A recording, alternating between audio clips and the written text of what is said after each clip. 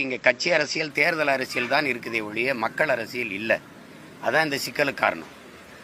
ரெண்டாவது, ஆண்டுதோறும் நம்ம இந்த மாதிரி பேரிடரை அடிக்கடி இப்படி எதிர்கொண்டுகிட்டே இருக்கோம். அதுக்கு காரணம் ஒன்று புரிஞ்சுக்கணும்.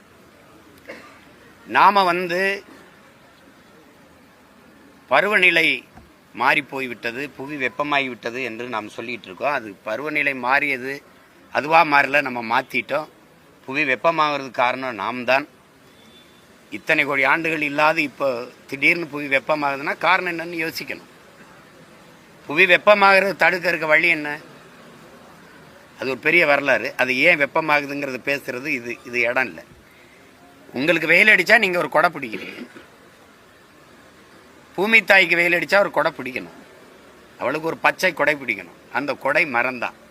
மரங்கள் வளர்ப்பதை தவிர புவி வெப்பமாவதை, பருவநிலை மாறுவதை தடுக்க முடியாது. புவி வெப்பமாதனால் கடலின் நீர்மட்டம்